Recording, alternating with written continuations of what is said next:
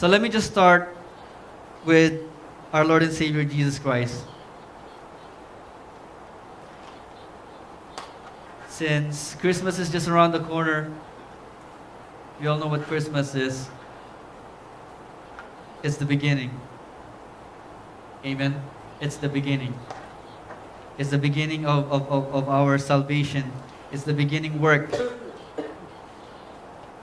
And we remember those. But I'd like to just fast forward it a little bit and just go straight to right after Jesus got baptized by John the Baptist. After he got baptized by John the Baptist, he was led by the Holy Spirit into the wilderness. And there he was tempted. And thank you, Lord Jesus, for your word.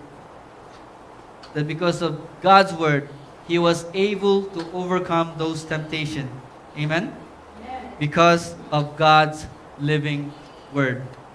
And that's why we are all here this evening, so that whatever temptation is in front of us, coming after us, we are prepared.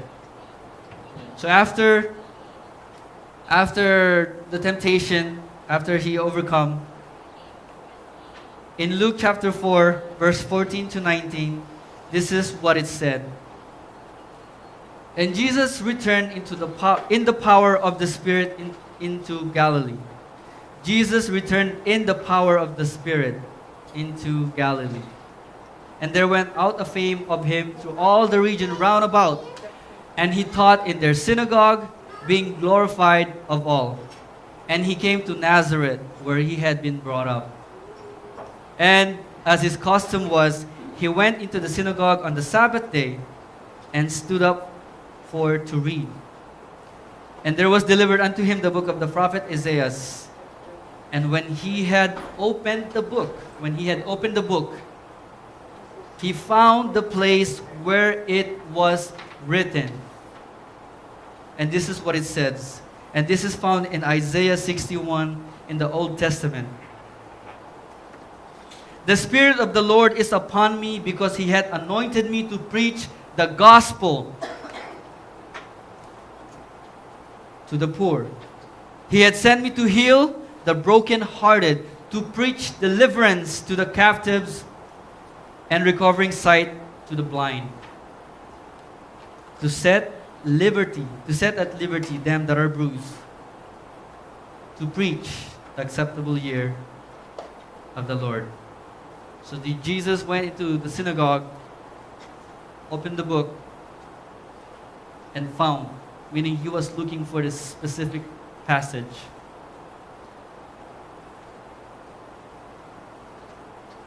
But let us remember that he returned in the power of the Spirit, the power of the Holy Spirit. Do we all understand that that is the same Spirit that now dwell in each and every one of us who believe? It's the same Holy Spirit that rose, that caused Jesus to rise from the dead. It's the same Holy Spirit that dwells now in us. It's the same Spirit that empowered our Lord Jesus to do all these things. All these things. Let me just do a recap of Matthew chapter 9. I love it when Pastor Paul did a recap when he was preaching on Mark, and he was reminding us like to connect the dots. Each gospel is written and inspired by the Holy Spirit, and he inspired each and every author to write it in the order that he inspired each and individual. As I was looking at the events, I realized that it's not just in order. It's almost like jumbled around. But we are going to do a recap of Matthew chapter 9, starting from verse 1. In Matthew chapter 9, this is when Jesus forgives and heals the paralyzed man. That's found in 9, verse 1 to 8. And then Matthew was called as one of his disciples. In Matthew 9, verse 20 to 22, there was this sick woman who was bleeding for 12 years. If I could only touch the hem of his garment, I would be made whole, I would be healed, she said. And then there was Jairus, one of the synagogue leader, whose daughter was raised from the dead. 9:25. And then there was two blind men, not two blind mice, two blind men that Jesus healed. That's also in chapter 9, verse 27 to 30. And last but not least, there was a man who was demon-possessed and mute and was set free and could talk once again. And that's found in Matthew 9, verse 32 and 33. So all of these things, remember what it says in Luke, that he was anointed to preach the gospel to the poor, he was sent to heal the brokenhearted, to preach deliverance to the captives, to recover the sight of the blind, to set at liberty them that are bruised. In one chapter, it seems like he fulfilled it all. Amen? Amen. Just in Matthew chapter 9. That's how awesome our Jesus is. Whew, thank you, Lord Jesus. And as we continue to read the Gospels, it will seem like just a repetition of each event. So we all can see that Jesus pretty much fulfilled the prophecy. All the prophecy in just one chapter. And everywhere Jesus went, there's always a gathering. There's always a gathering of people who are sick, of people who are brokenhearted, of people who are depressed, who are sad, who's tormented. There's always a gathering of them. Why? Because Jesus was the only one who could set them free. Jesus was the only one who could heal them. Jesus was the only one who brought hope in their situation. Jesus was the only one who raised the dead. Amen. It was only Jesus who could do it. So now let's go to our main scripture verse this evening. In Matthew 35 to 38, this is what it says in NIV. Jesus went through all the towns and villages. Again, all the town and villages, teaching in their synagogues, proclaiming the good news of the kingdom, and healing every disease and sickness. He was proclaiming the good news of the kingdom. Church, what is that good news of the kingdom?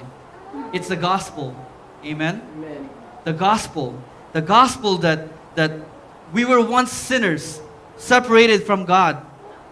That there's nothing we could do to get back to Him. There's nothing that we could ever try to do or work for to get back to Him. But just because He loves us so much.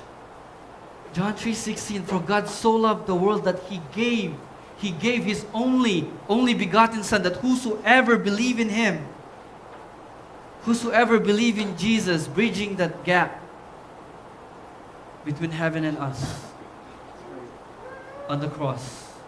Whoever believes in Him will not perish but have everlasting life. That is the good news. The good news that we don't have to do anything but to receive. This is why they call it saved by grace. That grace, that divine favor that we could never earn, that we don't deserve. But God loves us so much, that He gave. That He gave. Ooh, thank you, Jesus. Thank you, Lord Jesus. Church, that is the good news. That before He even went to the cross, He said, repent. Repent, turn around. For the kingdom of God is at hand. Before he even went to the cross, the king of that kingdom is saying, repent, for the kingdom of God is at hand. He was able to say this because he is the king of that kingdom. Amen? The king of the kingdom is here. He is here telling us that this is what we all need to do. Is just repent. Change our worldly ways, change our sinful ways, and follow His way, because He is the way. Amen. Jesus is the way. Amen? So this is the good news. Because church, if we just look and read the Bible, especially the Old Testament, all the sacrifice things that they do whenever someone commit trespasses or sin or even think of negative things towards one another and hurting them, that's a sin. And you have to make an offering for that. But thank you, Jesus, for your blood. Amen. The once and for all that took away all of our sins. Amen. Those of us and for us who believe. So church, that is the good news. The good news. And healing every disease and sickness. Every time I come across this verses, when Jesus always present the kingdom, church is just simple reminder for each and every one of us that in His kingdom there is no sickness, there is no disease. Amen. Amen. That's His kingdom, and the King of the kingdom is here. Ooh, hallelujah! Thank you, Lord Jesus. Verse 36. When He saw the crowds, He had compassion on them, because they were harassed and helpless, like sheep without a shepherd. Like sheep without a shepherd, like a blind man leading the blind. A blind man leading the blind. Church, we just heard a message about a blind man leading a blind. If you guys look it up on YouTube, how a lost sheep without a shepherd, when one of them is walking off the cliff, that the rest will follow. That's what the lost sheep was without the shepherd. Like Pastor Paul reminded us that one who don't have a vision,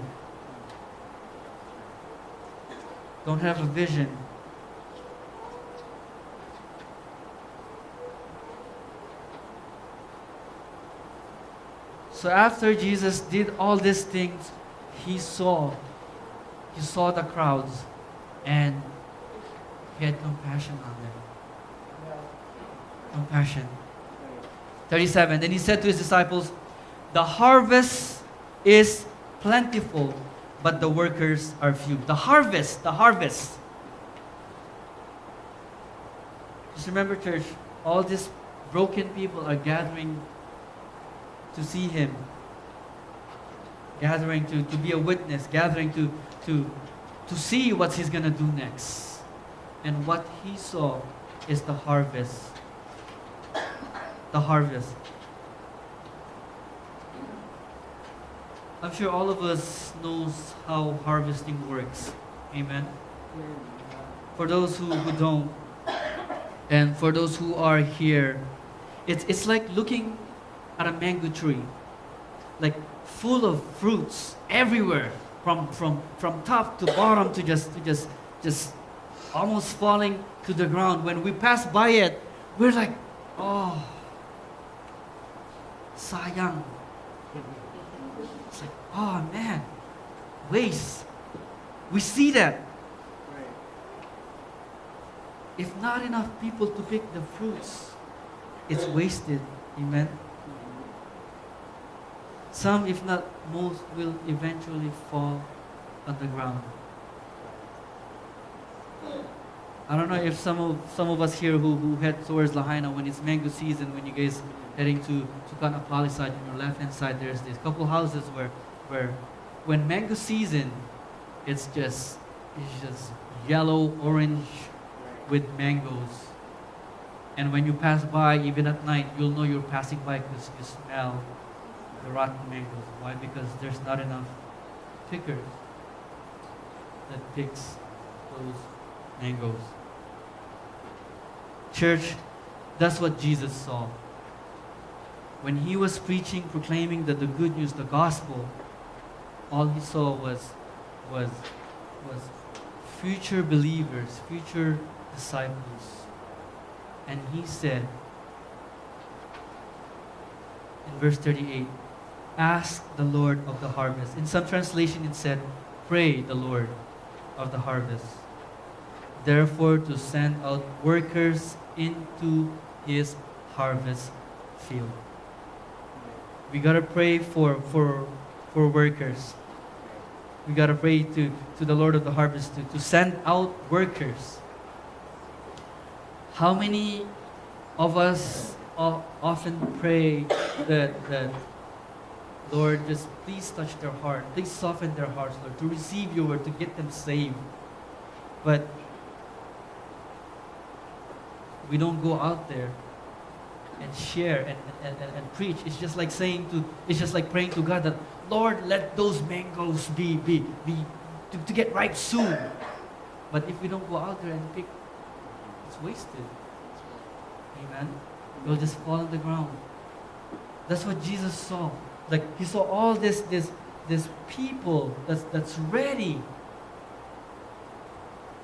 And he said to pray that the Lord of the harvest will send forth laborers.